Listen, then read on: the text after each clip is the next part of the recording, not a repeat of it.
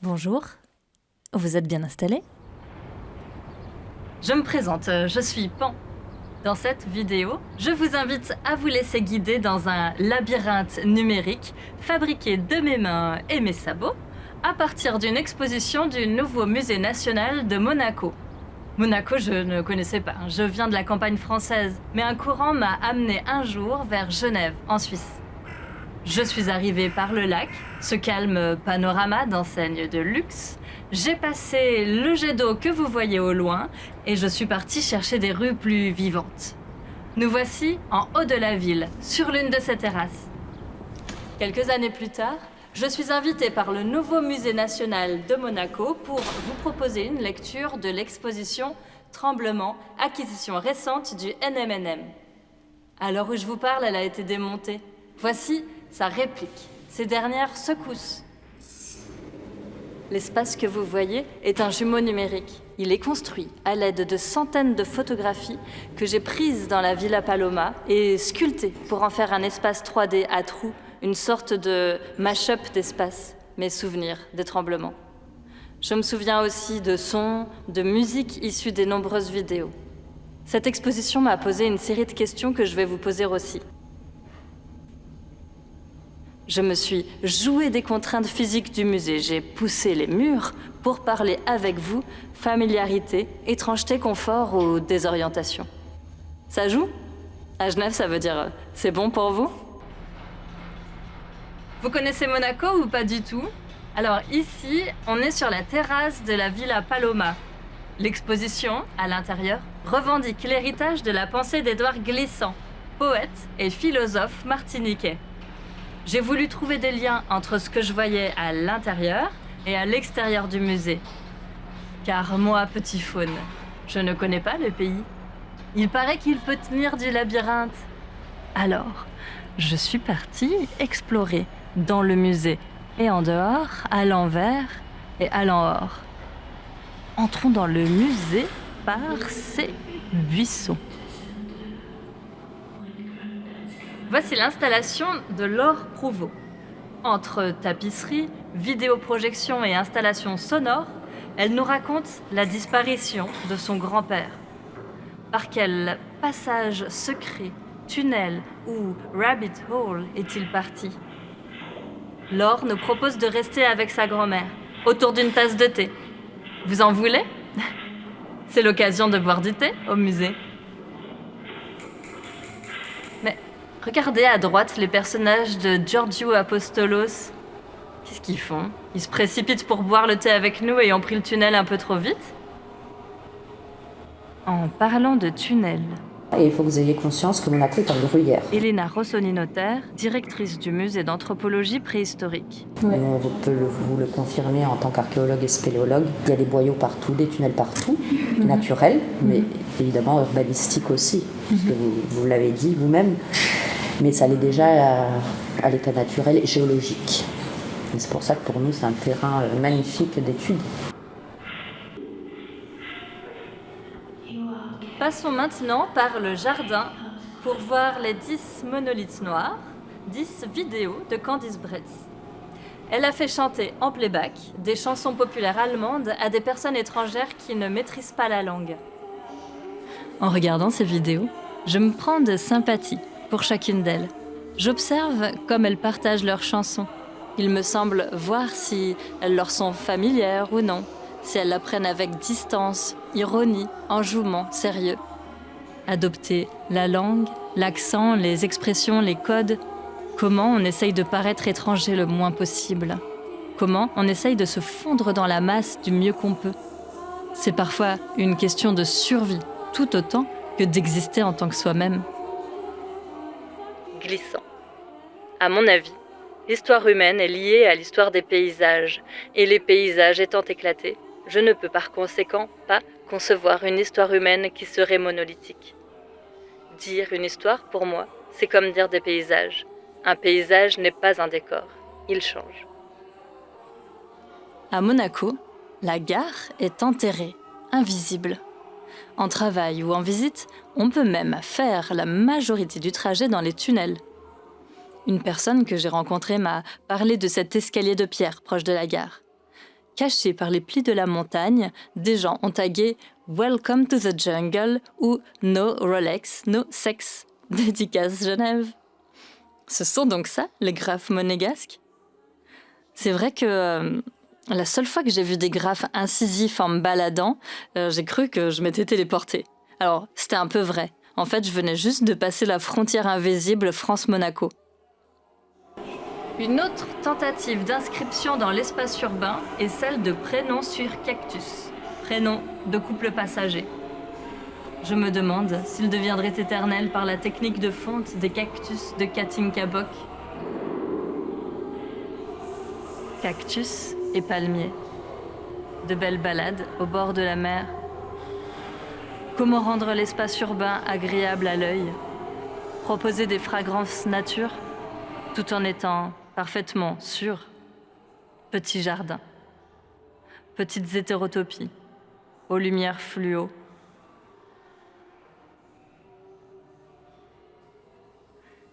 Artificialité et illusion, retranscrites par Latifa et Chakch. Et tu vois, c'est ça dont je parlais. Tu vois, entre les immeubles, il y a des creux souvent. Ouais. Plus personne ne va. Et en fait, là, je trouve que c'est super intéressant. Tu vois. Monaco, je pense que t'as jamais fini d'explorer. Alors que voilà, la taille, elle est microscopique. Après, ça change tout le temps aussi, ce qui fait que ça laisse encore de nouveaux espaces, on ouvre d'autres. Mais la verdure, voilà, elle est bien présente. Il y a des lois ou des choses comme ça qui donnent une proportion à la végétation. Ouais. Si tu fais un projet, il faut mettre X% de verre.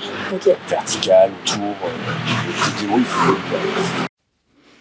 Les frontières d'un pays ne délimitent pas la portée du pays. Les frontières d'un musée ne délimitent pas la portée du musée. À l'envers du terrain, en dessous de la montagne, s'ouvre encore une série de réseaux, de tunnels, de lieux sociaux ou de passages, de vies visibles ou invisibles. Cet assemblage de couches, une carte 2D, ne peut pas la représenter. À l'en-hors de ces lieux, au-delà des murs, s'aménagent des espaces. Stockage d'œuvres à l'étranger, transport d'idées qui fourmillent dans la tête des visiteurs et visiteuses. Ce flux de partage, une carte figée ne peut pas le représenter. Comment on se représente l'espace ? Comment on se représente notre espace, celui dans lequel on peut évoluer ? Quel pouvoir sur les espaces nous en donne leur représentation ? Parce que souvent, les urbanistes aimeraient que tout soit bien conçu et pensé à l'avance. Mais nous, nos pensées, on les met où ? On y reviendra grâce à un passage secret. Mais avant, dansons. Nous arrivons en face de photos de Shoni Barré, un artiste britannico-nigérian. 2 ballerines dansent en miroir le lac des cygnes, l'une à la peau noire, l'autre blanche. Traditionnellement, une seule danseuse joue tour à tour les 2 personnages sosies. La pure Odette, le cygne blanc, et sa rivale Odile, le cygne noir. Ici, les costumes en wax rallient les 2 personnages. D'ailleurs, pour parler encore d'espace, dans celui du Royal Ballet de Londres, Shoni Barré a pu trouver une ballerine blanche à engager. Mais pour engager une ballerine noire, il a fallu chercher ailleurs. Pam, pam, pam. Mon ex était trop amoureuse de François Chéniaud, le danseur de la pièce de Brice Delsperger. C'est vrai qu'il est magnifique en talons. Dans sa série Body Double, Delsperger fait des remakes de films cultes pour lui. Il multiplie et travestit un acteur pour lui faire jouer tous les personnages. Ici, le film c'est Xanadu et Chéniaud joue les 9 muses de la mythologie grecque issue d'une fresque. Le body double mythologique que j'ai choisi, c'est Pan, humain et animal. Amoureux, pansexuel, Pan veut dire tout en grec. T-O-U-T, tout et partout. Libérer les muses de leur immobilité picturale. Delsperger leur donne l'ubiquité, le pouvoir de la téléportation, de la vitesse, du vol. Un corps magique, affranchi des limites terrestres.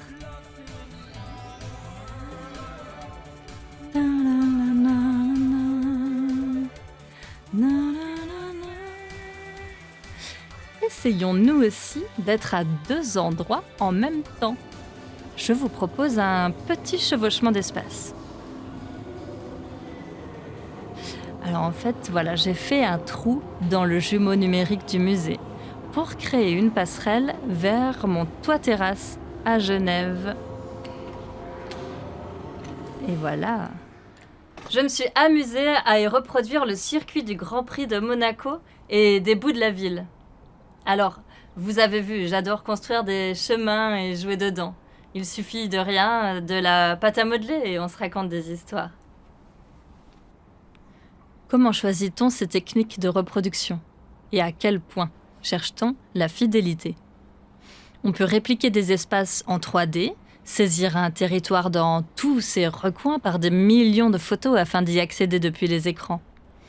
Je suis aussi fascinée par ces possibilités, par l'idée de tout connaître, tout maîtriser, tout explorer. Mais d'où ça vient? Une soif de l'omniscience ou de l'omnipotence? Omni, tout en latin. T-O-U-T. Alors, comment on fait? À l'époque, ouais, c'était beaucoup de plans, de coupes, de dessins. On a beaucoup d'archives sur ça. Ouais. Maintenant, évidemment, on avance avec la nouvelle technologie. Nous, ce qu'on fait, on fait une modélisation 3D, bien sûr, scan de la cavité. On repère tout. On fait de la photogrammétrie aussi. Donc, soit pour enregistrer, évidemment, puisque quand on fouille, on détruit. C'est-à-dire, nous, on enlève le sédiment, ça ne sera plus jamais comme avant.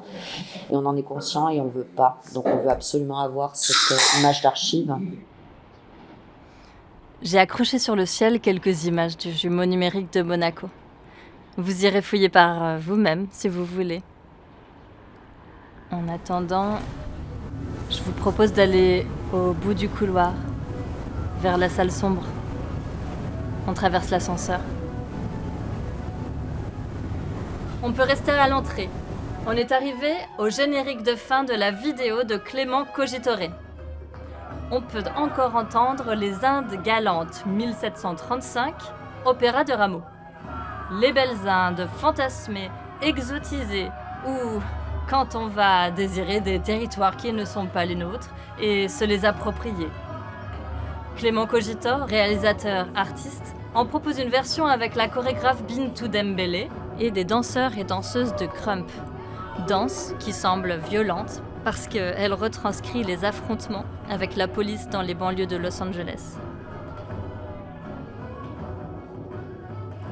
Qui est bienvenu? Peut-on habiter dans un micro-territoire et ne jamais se rencontrer? Qui aime l'idée d'avoir des chemins tracés? Qui les trace? Qui y pose les obstacles, les frontières, les lieux importants? Qui n'est pas autorisé à en déborder? Pour qui est-ce possible de prendre différents points de vue? Changer d'air, d'atmosphère? Qui peut changer de chemin, de véhicule, de compagne, compagnon de voyage? Qui reste au bord du chemin? Qui reste au bord du chemin?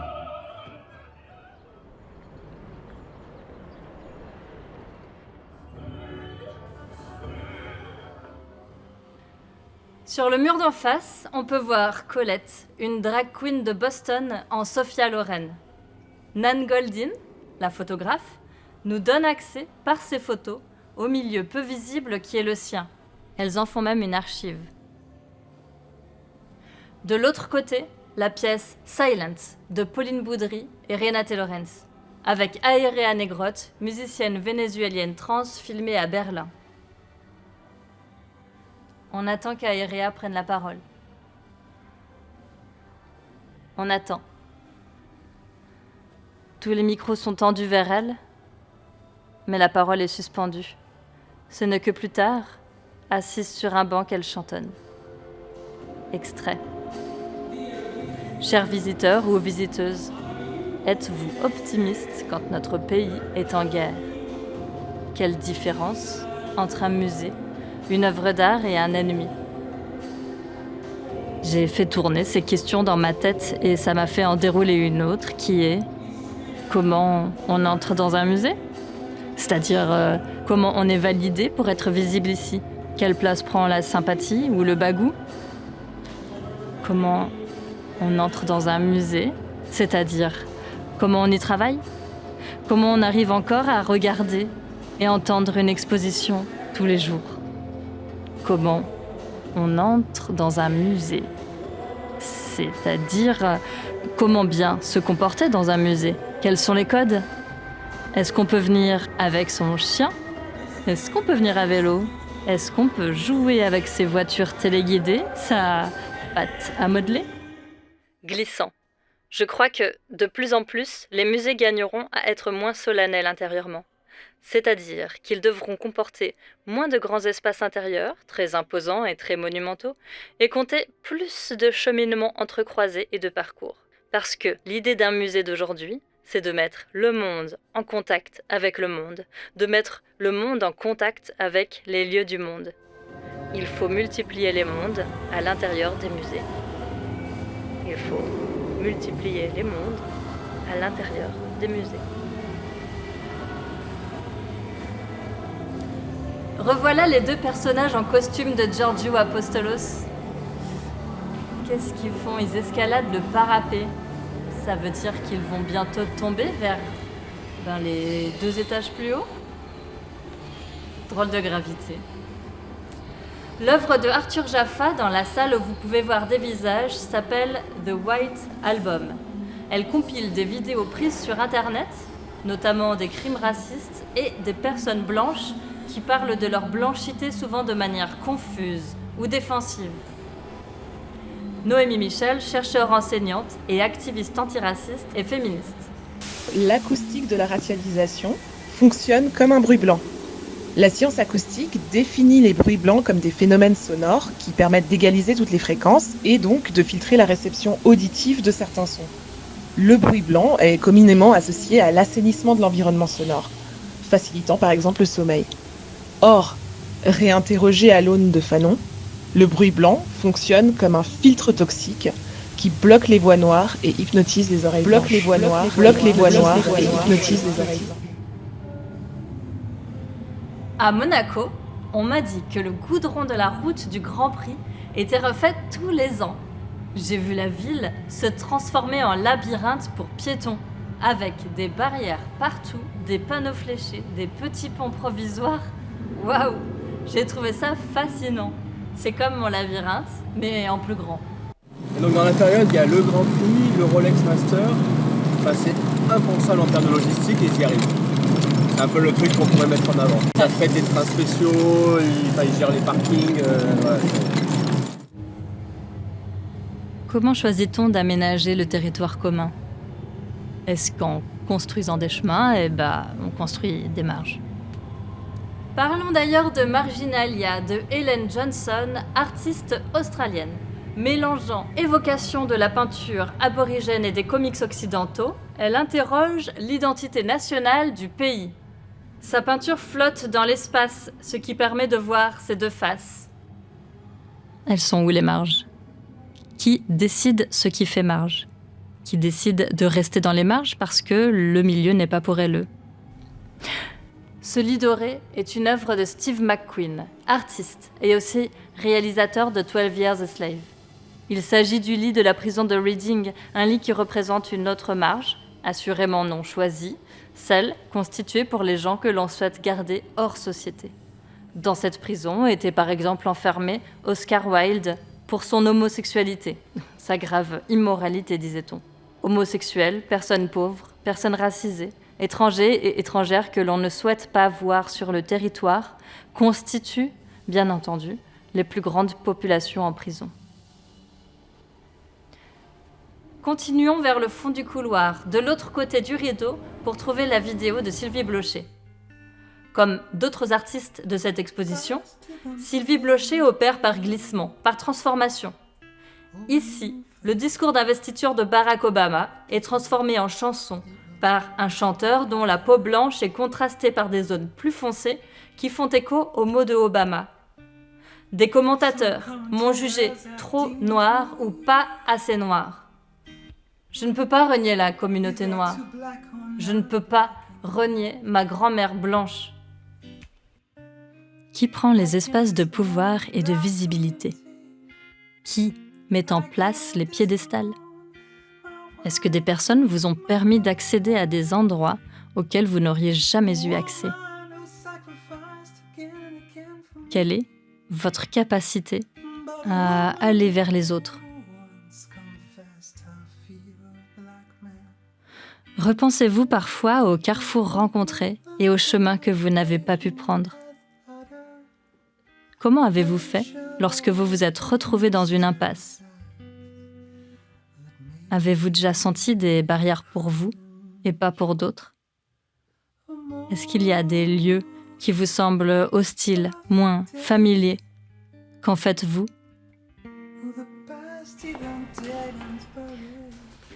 On cherche à sortir, c'est bientôt fini, mais d'un ascenseur à l'autre, le niveau 0 n'est pas le même. Alors, où va nous emmener cet ascenseur? Ascenseur social, plafond de verre, cage d'ascenseur. Continuons à descendre.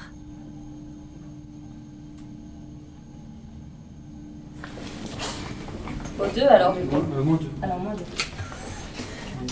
Pas trop. Alors moi, il veut pas parce que je vais dans le sens de la montée.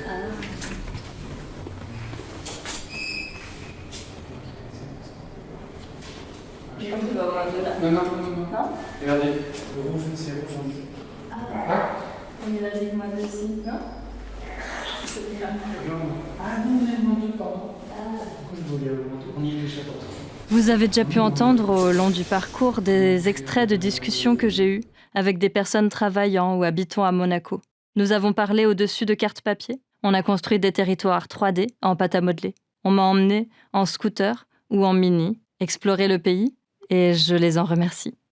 Mais il y a des vrais problèmes avec Google Maps et avec... Avec Monaco, ça marche pas du tout. C'est comme les GPS. Très souvent, il y a des étrangers qui viennent à Monaco qui disent « Ah, avec le GPS, je vais me débrouiller » et qui sont vraiment perdus. Et je sais que mon père connaissait ces chemins, je pense que ça doit être à peu près celui-là, où tu passes par la gare, tu fais un décathlon, tu ressors par le milieu d'un tunnel, et c'est des trucs qui sont presque pas transmissibles en plus. Tu peux pas l'expliquer à quelqu'un. Dans le Monaco moderne, même si c'est compliqué de dissocier parce que finalement ils s'imbriquent l'un dans l'autre.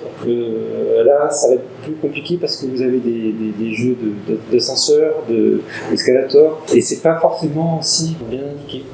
Donc il faut être curieux, il faut pousser les portes, il faut prendre un ascenseur, appuyer sur un bouton, voir où ça va mettre. Et c'est comme ça qu'enfin vous découvrez pas mal de choses, des choses vraiment très étonnantes. C'est souvent très surprenant de voir des coupes d'immeubles, ou de voir aussi tout ce qui est sous les immeubles quand ils sont construits. Par exemple, comme vous disiez, les réserves de théâtre, les sous les opéras.